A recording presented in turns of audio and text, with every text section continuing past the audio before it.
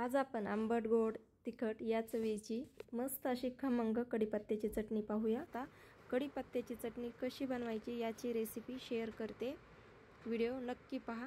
तर सुरुवातीला आपल्याला कढई चांगली गरम करून घ्यायची, कमी गॅस करायचा आणि त्यानंतर आपल्याला 2 चमचे हरभरा डाळ घालायची। कमी गॅसवरती आपल्याला छान अशी मस्त खमंग लालसर होईपर्यंत भाजून घ्यायची। तर बघू शकता अशा पद्धतीने डाळ भाजून झाली, काढून घेऊया। त्यानंतर 2 चमचे उडीद डाळ घालायची, त्याला पण छान असं भाजून घ्यायचं। उडीद डाळ पण आपल्याला खमंग अशी लालसर रंगाची होईपर्यंत भाजून घ्यायची। हे जे आपण चटणीला साहित्य घेतलेत ना, तर ते आपल्याला खमंग लालसर रंगावरती भाजून घ्यायचे। तर इथे उडीद डाळ भाजली, काढून घेऊया। नंतर आपण 2 चमचे शेंगदाणे भाजून घेणार आहोत। शेंगदाणे पण छान खमंग भाजायचे, शेंगदाणे भाजलेत काढून घेऊ। त्यानंतर 2 चमचे तीळ घालायचे, तीळ पण छान खमंग भाजून घ्यायचे। तीळ भाजलेत काढून घेऊ। तर खिसलेलं खोबरं घ्यायचं 1 वाटी, त्यामध्ये थोडंसं तेल घालायचं आणि खमंग असं लालसर रंगावरती भाजून घ्यायचं। व्हिडिओमध्ये दाखवल्याप्रमाणे खोबरं आपल्याला लालसर रंगावरती भाजून घ्यायचंय। तर इथे खोबरं भाजून झालंय, काढून घेऊया। तर आपल्याला सगळ्यात शेवटी कढीपत्ता भाजून घ्यायचा आहे। कढीपत्ता छान असा परतला पाहिजे असा भाजून घ्यायचा आहे। तर इथे मी 1 वाटी आणि थोडासा वरती आहे असे कढीपत्त्याचे पानं घेतलीत।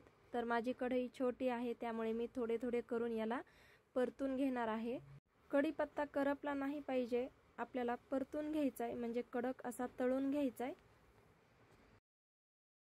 कढीपत्ता तळत असताना आपल्याला सर्व बाजूने त्याला असं दाबत राहायचंय, म्हणजे कढीपत्ता छान असा कुरकुरीत होतो। जर त्याच्यामध्ये एखादं पान जरी कच्चं राहिलं तर चटणी खराब होऊ शकते, म्हणून आपल्याला सर्व कढीपत्ता छान असा परतून घ्यायचा आहे। तर कढीपत्ता परतलाय, याच पद्धतीने बाकी राहिलेला कढीपत्ता मी परतून घेते। तुम्हाला जर परतायला जमलं नाही तर तुम्ही थोडं तेल जास्त घालून तळून घेऊ शकता। तर इथे सर्व कढीपत्ता तळून झालाय। आता काय काय साहित्य घेतलेत ते पाहूया। इथे सर्व साहित्य भाजलेले आहेत, त्यासोबतच तर चटणीची टेस्ट वाढण्यासाठी आपण घेणार आहोत थोडासा गूळ आणि चिंच। धना पावडर घेतली आहे 2 चमचे आणि याला मिक्सरला बारीक करून घ्यायचंय। तर सुरुवातीला आपल्याला तीळ आणि बाकी हे खोबरं वगैरे मिक्सरला बारीक थोडंसं करून घ्यायचं आणि त्यानंतर आपल्याला चिंच आणि गूळ घालायचंय। पावसाळ्यामध्ये किंवा थंडीमध्ये ही चटणी नक्की करा आणि सर्वजण खा, खूप छान आहे आणि याचे फायदे पण खूप आहेत। तर कढीपत्ता आता यामध्ये घालूया। तुम्ही ही रेसिपी नक्की एकदा ट्राय करा आणि मला कमेंटमध्ये कळवा तुम्ही बनवलेली कढीपत्त्याची चटणी कशी झाली। तर आता यामध्ये आपल्याला घालायचे लाल तिखट। तर माझ्या 3 प्रकारच्या मिरच्या वापरून बनवलेलं लाल तिखट आहे, म्हणजे कमी तिखट आहे, त्यासाठी मी यामध्ये 2.5 चमचे लाल तिखट घालते। तर चवीनुसार मीठ घालायचं, 1.5 चमचा मी मीठ घातले। आता हे सगळं मिक्सरला बारीक करून घेऊ। तर अशा पद्धतीने छान बारीक झालंय। आता यामध्ये आपल्याला गूळ, थोडा लसूण घालायचा आहे, चिंच घालायची आणि धना पावडर घालायची। आता मिक्सर चालू बंद करत करत आपल्याला ही चटणी बारीक करून घ्यायची। तुम्हाला जर व्हिडिओ आवडला तर लाईक, शेअर, चॅनलला नवीन असाल तर सबस्क्राईब करा। तर इथे आपली चटणी तयार झाली, बघू शकता।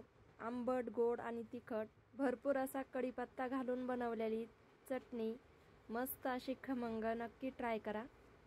तर बघू शकता याला रंग पण किती छान आलाय। मी मसाला बिझनेस करत आहे, स्क्रीनवरती नंबर दिलाय, त्यावरती ऑर्डर देऊ शकता। तर एकाच दिवशी ह्या दोन्ही चटण्या केल्यात। जवसाच्या चटणीची रेसिपी आपल्या चॅनलवरती अपलोड केली होती, म्हणून मग मी ती रेसिपी दाखवली नाही। आणि ही कढीपत्त्याची चटणी। व्हिडिओ पाहिल्याबद्दल धन्यवाद।